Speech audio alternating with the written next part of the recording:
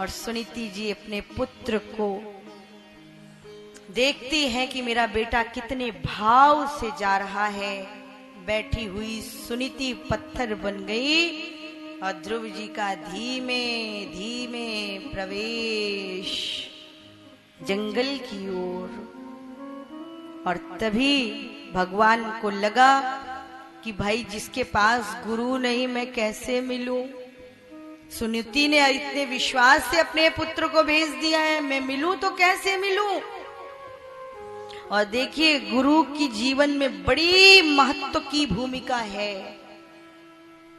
भजन की कक्षा में तो आपका प्रवेश हो गया, आप कथा में बैठ जाओ, भगवान के स्वभाव का परिचय हो जाता है, वृंदावन चले जाओगे। लेकिन गुरु क्या है? गुरु हमारी गांठ भगवान की आचरण से बांध देता है। यानी अब आप अधिकारी हो भगवंत दर्शन के। गुरु की कृपा जिस शिष्य पर हो जाए और वो गुरु जिसने भगवंत दर्शन किया हो, जिसका रोम रोम प्रभु को समर्पित हो, जो स्वयं वैभव में डूबा है, स्वयं वासना में डूबा है, वो आपको ब्रह्म की ओर नहीं ले जा पाएगा। इसलिए आज भगवान कहते हैं ये चल तो पड़ा, लेकिन मुझसे मिलने के लिए तो गुरु दीक्षा चाहिए। तो भेजा है नारद जी को। नारद जी आए हैं और ध्रुव जी को कहा कि बेटा जंगल वंगल मत जाओ, सीधे लौट जाओ। बड़ा घना जंगल है, बड़े हिंसक पशु पक्षी रहते हैं, तुमको डर लगेगा, शेर है, चीता है, भालू है, बहुत डर आएगा। अरे कहा मैया का श्राप लगेगा, हमारी माँ का आपको श्राप लगेगा, मेरी माँ ने भेजा है इसलिए मुझे जाने दो। तब नारद जी ने गोद में उठाया, कहा लगता है बड़ा अडिग बच्चा है भाई। ले आए मधुवन और ओम नमो भगवते वासुदेवाय मंत्र दीक्षा दी। ध्रुव जी जपने लगे, जपते जपते बहुत दिन हो गए। यमुना मैया बड़ी दयालु हमारी, ये वृंदावन में आए थे ध्रुव जी, मधुवन में ओम नमो भगवते वासुदेवाय। यमुना जी ने सोचा ये बच्चा है छोटा सा, इसको क्या खिलाया जाए, माँ तो माँ होती है ना।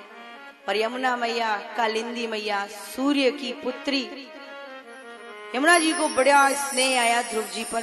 तो कोई व्यक्ति कोई फल वल डाल जाता, कुछ डाल जाता, तो यमुना मैया जी अपनी लहरों के पास इकट्ठा करती और ले जाकर जहां ध्रुव जी तपस्या कर रहे वहीं छोड़ देती। तो पहले तो ध्रुव जी ग्रहण कर लेते थे, जैसे जैसे तपस्या आगे को बढ़ी तो ध्रुव जी ने वो फल खाना छोड़ दिया, जल पी करके तपस्या करने लगे और जपते जाते।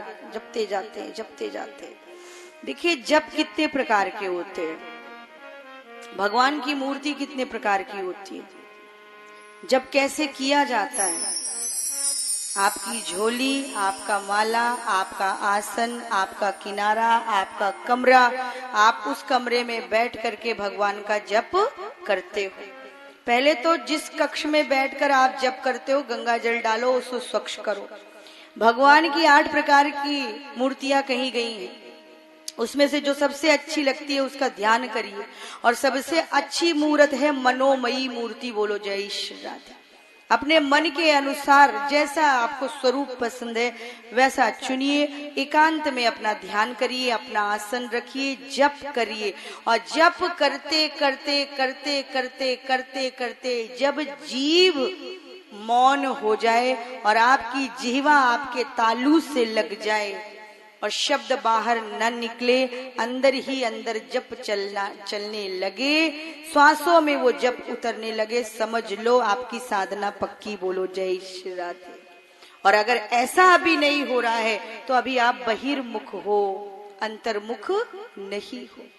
साधना अंतर्मुख की, उसी में ध्रुव जी डूब गए। पहले मंत्र मुख से बोलते थे, फिर उसके बाद अंदर चलने लगा, फिर श्वासों पर चलने लगा और धीमे धीमे श्वासों पर भी बंद अनहद चलने लगा। अनहद जानते हैं क्या है? बरसे कंबल भीगे पानी अनहद, कबीर दास बोलो जय श्री राधे।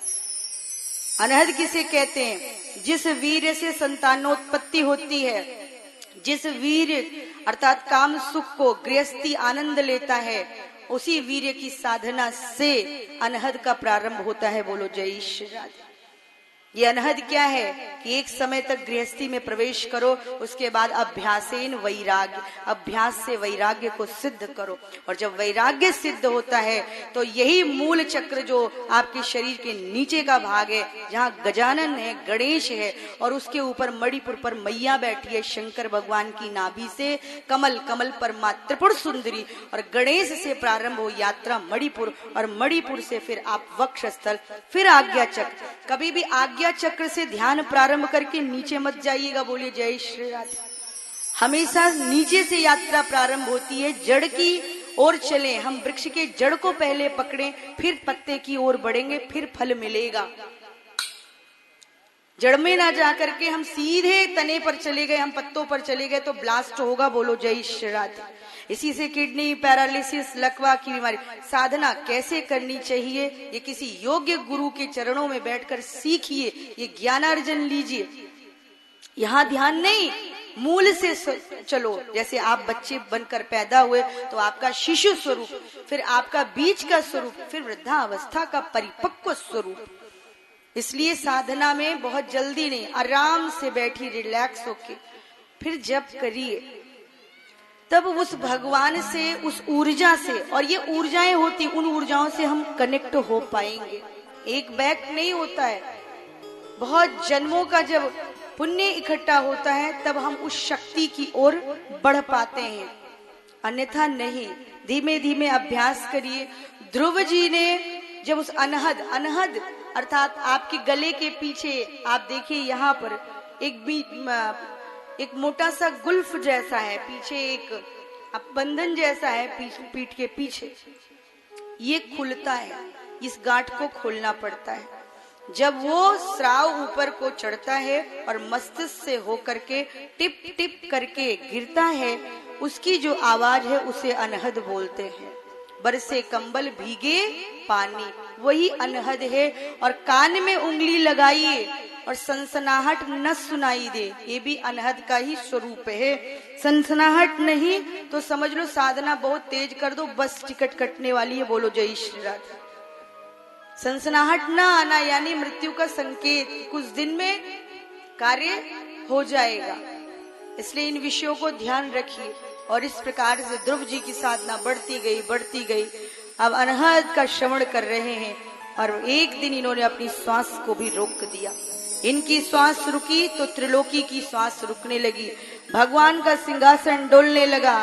प्रभु ने देखा, अरे छोटा सा ध्रुव, दौड़कर भगवान आए और भगवान अब खड़े हैं सामने। ध्रुव आंखें खोलो, ध्रुव आंखें खोलो। ध्रुव अंतःकरण में डूबे हुए, आंखें कैसे खोलते, कैसे खोलते आंखें, बाहर आना ही नहीं चाहते। तो भगवान गए, हृदय में प्रवेश कर गए। और जब हृदय में प्रवेश किया तो उन्होंने आंख खोली, और आंख खोली, अब भगवान को प्यार से देख रहे हैं लेकिन कुछ बोल नहीं पा रहे हैं। छोटा सा बच्चा क्या बोलेगा। तो भगवान ने सोचा ये तो ठगा ठगा सा स्थिर है, प्रभु सामने आ जाए। तो बड़े से बड़े लोग ठगे ठगे रह जाते। उठाया शंख, स्पर्श कराया मुख से, यो अंतः प्रविश्य मम वाचमिमाम प्रसुप्ताम संजीवत अखिल शक्ति धराः, यो अंतः प्रविश्य मम। और वो शंख का प्रवाह गया और छोटा सा बालक संस्कृत में सुंदर स्तुति। अब प्रभु ने कहा, बोलो ध्रुव क्या चाहते हो, अगर आपको देना है तो मुझे एक चीज दीजिए, मुझे अपने गोद में बिठा लीजिए। माँ ने तो यही कहा था। भगवान ने कहा ठीक है, लेकिन ध्रुव कहते एक वचन और दीजिए, हम आपकी गोद में बैठ जाएंगे तो कोई धक्का तो नहीं मारेगा। कहा मेरी घरवाली ऐसी नहीं, बोलो जय श्री राधे। मेरा कहना लक्ष्मी मानती है, नहीं देगी धक्का, बैठो। और अब बैठ गए। बड़े प्यार से प्रभु ने देखा, और क्या चाहते हो। कहा कुछ नहीं, बस गोद चाहता हूँ, गोद से मत उतारना, मैं गोद से नहीं उतरूंगा। तो प्रभु ने कहा तुम्हें घर भी जाना है, और सुनो अभी तुम्हारी कुछ चीजें शेष बची हैं, इसलिए 36,000 राज्य का संचालन करना। कहा हमको राजा वाजा नहीं बनना, हम इसी गोद में बैठेंगे। कहा बेटा याद करो पूर्व जन्म, पूर्व जन्म में तुम एक ऋषि थे और मैं तुम्हें दर्शन देने आने वाला था, चल पड़ा था, तभी एक राजा अपनी सवारियों के साथ निकला तो तुम्हारे मन में एक क्षण के लिए आया, काश मैं भी राजा होता तो हाथी होते, सैनिक होते। मैंने देख लिया, मैं चुपचाप वहां से चला गया। इसलिए पहले तुम राजा बनो, 36,000 वर्ष का राज्य स्वीकार करो। उसके बाद मृत्यु देवी जब आएगी, तुम्हारी मृत्यु नहीं होगी, तुम मृत्यु देवी के शीश पर पग रखकर अपनी माँ सुनीति के साथ मेरे लोक में आओगे। और आज से तुम ध्रुव तारे के रूप में आकाश में विद्यमान होगे। और ध्रुव तारे का जो दर्शन करेगा, विवाह में कराया जाता है साक्षी भाव से, इसलिए ध्रुव जी की भक्ति सफल हुई। और ये सूचना मिल गई उत्तानपाद को, दौड़ा दौड़ा आया, सुरुचि दौड़ के आई। अब तो अपने बेटे को ले गए, अभिषेक किया और उनको राजा बना दिया। ऐसे हुए ध्रुव जी। ये कथा भागवत में आई है। ध्रुव के चरित्र से क्या प्रेरणा मिलती है? एक छोटा सा नन्हा सा बालक, उसका प्रयास। हम लोग जो चाहें सो कर सकते हैं, लेकिन इतनी निष्ठा तो हो